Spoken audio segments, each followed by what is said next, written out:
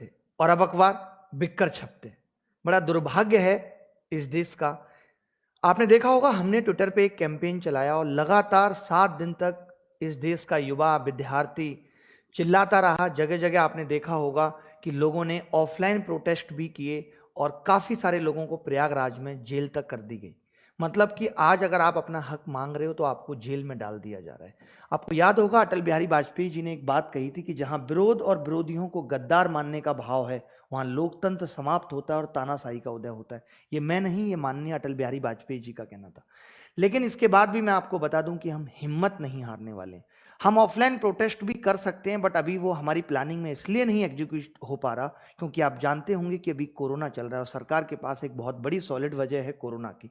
अभी सरकार ने 5 राज्यों से आने वाले लोगों पर भी कोविड रिपोर्ट का जिम्मेदारी दे दी है कि बिना कोविड रिपोर्ट के आप दिल्ली में प्रवेश नहीं कर सकते। कि अगर ये बात हम लगातार 2 या 3 महीनों तक उठाते हैं और लगातार हम ऑनलाइन कैंपेनिंग करते हैं, उसके बाद भी सरकार अगर जवाब नहीं देती है तो हम ऑफलाइन प्रोटेस्ट भी करेंगे।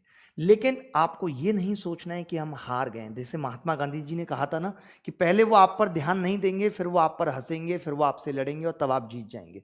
इस मुहिम का फायदा हुआ है, ऐसा नहीं है कि हमने ऑनलाइन कैंपेन की इसका कोई फायदा नहीं हुआ। इसमें भी आपको समझना है, पॉजिटिव रहना है कि इस मुहिम का भी फायदा हुआ है। सरकार तक हमारी बात पहुंच चुकी है, जितनी भी राजनीतिक पार्टियां हैं उन तक हमारी बात पहुंच चुकी है।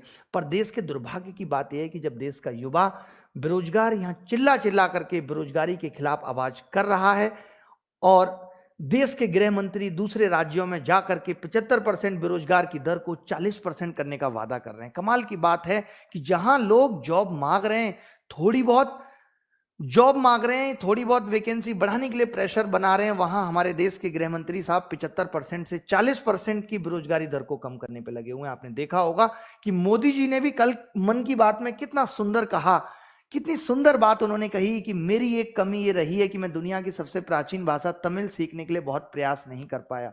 मैं तमिल नहीं सीख पाया क्योंकि अब तमिलनाडु में चुनाव आने वाले हैं। मतलब चुनाव और चुनाव जीतने के लिए किसी भी हद तक जो जा सकते हैं, भले एक के बाद ऐसे वादे करने से ये लोग नहीं चूकते। इससे ये तो साफ है कि सरकार को युवाओं की कोई चिंता नहीं है। वो अपने किए हुए वादों पे कोई दोहराना नहीं चाहते, कोई सोचना नहीं चाहते। क्या समझे हम, पर हमें इस मुहिम को बंद नहीं करना है। मैं लगातार आपको जिंदा रख रहा हूं इस मुहिम में। हम पढ़ाई भी करेंगे और हम इस मुहिम को भी जारी रखेंगे। अभी जो हमने पीएमओ पे ग्रीवेंसेस